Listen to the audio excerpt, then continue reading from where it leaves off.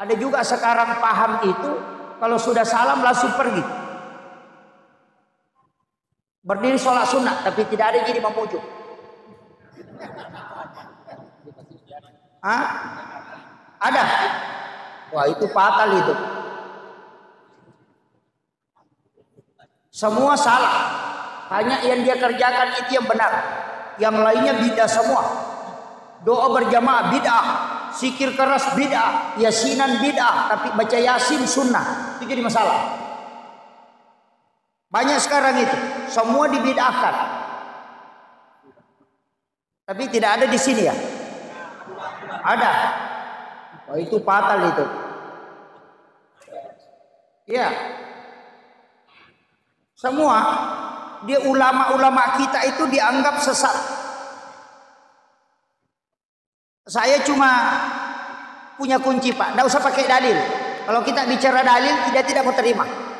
Pakai akal sehat saja. Coba lihat saja. Saya kasih tahu. Pakai akal saja. Kalau Isra Mi'raj bid'ah, Barasanji bid'ah, Maulid bid'ah, baca doa bersama bid'ah, itu semua dianggap bid'ah dan pelakunya masuk neraka. Saya cuma kasih tahu.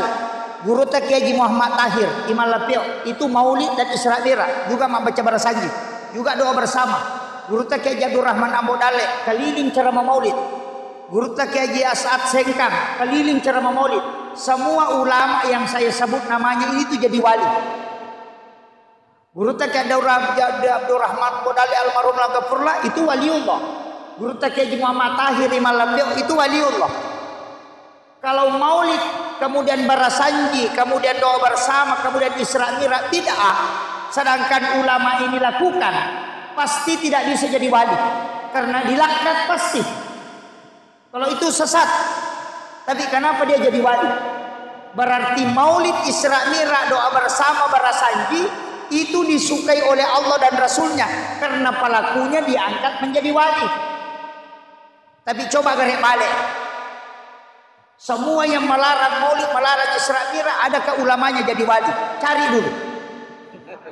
Kalau tidak ada, kenapa mau diikuti? Itu aja kuncinya. Saya itu sederhana aja, Pak. Kemudian, sekarang kan banyak pondok-pondok pesantren tahfidzul Quran berdiri, penghafal Al-Quran banyak. Anak-anak kita sering kasih masuk di situ. Saya tidak melarang, tapi satu kuncinya. Kalau mau kasih masuk anak kita di pesantren, kasih masuk yang seakidah, sepaham dengan kita. Karena anak itu kalau pulang pasti stres. Di rumah diajarkan mengaji untuk orang meninggal, di pondoknya dilarang. Kan ada yang begitu. Saya tidak mengatakan jangan kasih masuk, tidak. Tapi kalau ada pesantren yang sepaham dengan kita, masukkan ke situ. Makanya kalau ada orang meninggal kita membacakan Al-Quran, nanti anak kita kalau mau sekolah daftar di pesantren yang mengaji untuk orang meninggal. Karena kapan didaftar di pesantren yang tidak mengaji untuk orang meninggal, anak kita nanti pusing. Di sekolahnya dilarang, di rumahnya disuruh. Nah, begitu. Ini yang saya harus kasih tahu. Karena kapan ini tidak diluruskan, Pak, tidak ada yang mau bahas. Iya. Dan semua itu disalahkan. Tidak boleh pakai mazhab Syafi'i, tidak boleh pakai Maliki, kembali saja kepada Al-Quran dan hadis. Tapi dia pakai Syekh bin Baz dan Syekh Utsaimin, itu sama saja. Begitu. Dilarang ikut Syafi'i tapi disuruh ikut Syekh bin Baz. Hadis Sahih Bukhari Muslim nanti dipakai.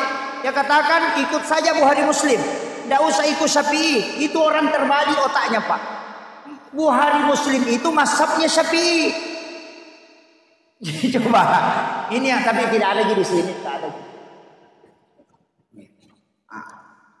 Kemudian ini 1 jam ceramah, Pak. Ini sudah jam 2 lewat. Kemudian saya kasih tahu agama ini, Pak, ada 3 tingkatannya. Ada kajian Islam, ada kajian iman, ada kajian ihsan. Kalau kajian Islam itu fikih. Kalau kajian iman itu tauhid.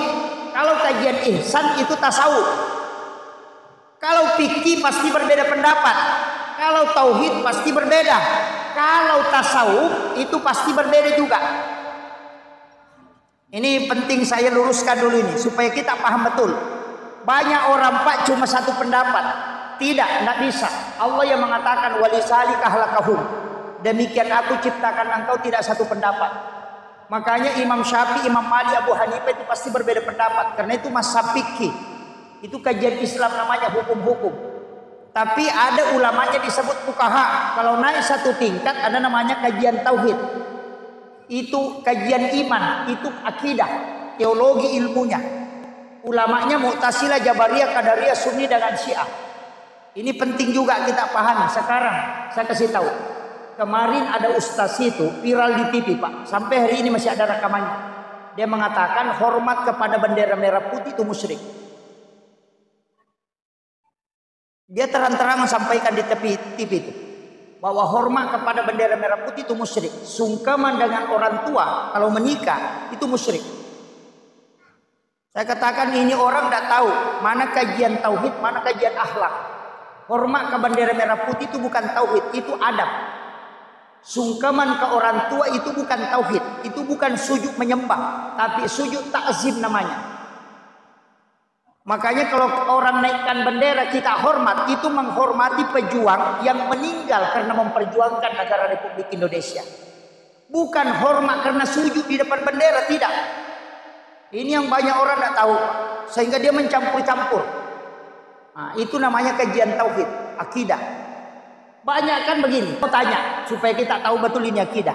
Kalau orang makan obat kemudian sembuh, itu musyrik atau bukan?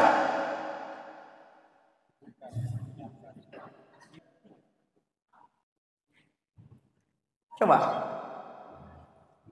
Atau pakai cincin lah. Ini sudah mati lagi nih.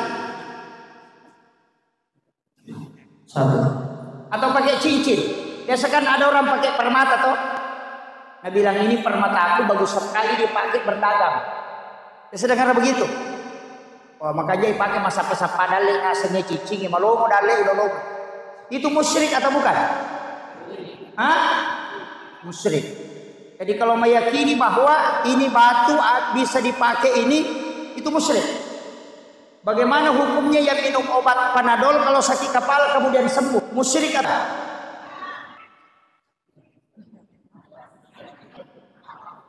Apa bedanya? Atau proposal ke Pak Bupati, musyrik juga itu. Karena mengharap rezeki selain kepada Allah. Makan dan kenyang musyrik juga itu, karena yang kenyang bukan Allah, cuma nasi. Bagaimana kira-kira? Di sini nih ulama sahkan antara tauhid tunggal dengan benda, bahwa Allah itu tetap adalah tauhid tunggal. Makanya ketika sesuatu apa bedanya kita logam magnit. Tadi itu batu yang ada magnetnya tuh biasa dipakai di tangan. Nah bilang untuk kesehatan musyrik juga. Masa batu ada manfaatnya? Sama juga dengan cita tadi. Makanya ulama dari dulu mengatakan bahwa benda itu manfaatnya datangnya dari Allah. Tidak ada yang diberi Allah tidak mendatangkan manfaat.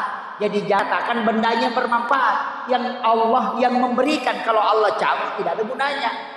Makanya hitnya bukan ke bendanya tapi kepada Allahnya. Itu harus ditahu itu. Ini kalau tidak paham orang Pak bah. Jadi kembalikan ke Allahnya. Makanya dokter itu pernah dia tulis menyembuhkan penyakit kanker. Tidak pernah. Cuma dia tulis mengobati penyakit kanker. Kalau tidak sembuh sabar. Sudah paham? Makanya tidak ada dokter itu menulis menyembuhkan segala macam penyakit. Tidak ada.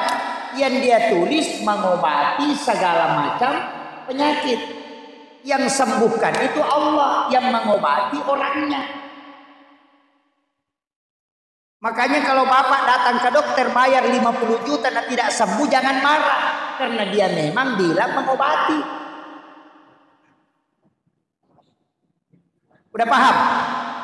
Ini masalah karena tauhidnya terbalik. Makanya tidak ada benda yang diciptakan oleh Allah tidak memiliki manfaat. Tapi manfaatnya itu bukan bendanya. Allah yang memberi manfaat. Makanya ulama dari dulu pegang keris tidak pernah berubah akidahnya. pegang permata, akidahnya tidak pernah berubah. Walaupun orang bisa kebal dengan sesuatu benda, itu tidak pernah bangga dengan bendanya. Selalu mengatakan Allah yang memberikan itu. Sama juga dengan api. Apa keistimewaannya api? Membakar. Tapi kalau Allah cabut sifatnya api membakar, api tidak membakar. Makanya ada orang yang tidak terbakar. Bukan karena apinya yang istimewa, tapi karena sifatnya yang dicabut. Kan begitu. Makanya Nabi Ibrahim 40 hari 40 malam di dalam api, tidak terbakar. Karena sifatnya api yang dicabut, sehingga tidak membakar. Ketika Nabi Ismail disembelih, pisaunya tidak menggoreng lehernya Ismail. Bukan pisau yang tumpul, bukan juga kulitnya Ismail yang kuat. Sifatnya pisau yang dicabut, yang mengiris itu yang dicabut oleh Allah, sehingga tidak baku makan dengan kulit. Nah, itu yang dipakai orang tua dulu, mengatakan makanan ini ada racunnya cuma sifat. Makanya bacakan basmalah, minta kepada Allah supaya dia cabut penyakitnya, baru kau makan. Nah, makan kambing takut kolesterol karena tidak pakai itu. Ini ilmunya Pak. Makanya orang tua dulu itu kalau mau makan tinggal ambil, bacakan salawat, cium. Dia cium baru dia telan. Baru dia kasih tahu, engkau diciptakan dari Nur Muhammad. Saya juga dari Nur Muhammad. Maka masuklah engkau ketemu dengan nurnya Rasulullah dan jadilah obat. Makan itu tidak kena penyakit itu. Nah, ini tuh nak ada alai Pak Burah. Apalah nih? Kode ta pala makung lutongan ni. Mak dicerogi nah. Iya. Jadi ilmu sebenarnya begitu-begitu aja Pak. Orang tua dulu itu baca salawat, tiup ke orang sakit perut itu bisa sembuh. Baca Fatihah, saya kasih tahu, tapi tidak sembarang Fatihah. Itu Fatihah dibaca dengan satu napas. Dibaca dengan satu napas. Caranya bagaimana? Saya pernah dipelajari. Kemarin saya ketemu dengan Buya Ar-Rasyid Hashim karena dia di Sidrap ceramah. Saya itu minta memang dari sebelumnya itu saya minta untuk ijazah. Ketika duduk makan sama-sama saya kasih tahu, mohon diijazahkan nanti Fatihah satu nafas. Karena saya pernah ambil di 2 mursyid, 3 mursyid. Tapi dia punya jalur mursyid yang berbeda. Makanya saya minta, saya mau ambil 4 jalur mursyid ini sanad Fatihah satu nafas. Itu kalau tes Fatihah satu napas, Pak, dites napas dulu, mana yang paling kuat. Kalau kanan, tarik ke dalam, baru tahan, baca Fatihah 1 kali. Baru ambil napas itu kembali, baru dari kanan kita usapkan ke badan. Kalau anak sakit, tinggal diusapkan dari kanan ke kiri. Kalau kiri yang kuat, dari kiri ke kanan kita usapkan. Itu insya Allah sembuh tuh. Itu dengan Fatihah 1 napas. Itu musalsal itu sampai malaikat Jibril itu. Dari Jibril itu Pak kepada sahabat Nabi. Itu yang dipakai. Kita baca Fatihah tidak sembuh-sembuh karena bismillahirrahmanirrahim, alhamdulillahirrahmanirrahim, balik yaumidin. Bagaimana? Ini jadi masalah. Setiap satu ambil nafas, 2 ambil nafas, 3. Itu tidak, 1 nafas. Nah 7 ayat. Itu Pak. Ada badan kita sakit.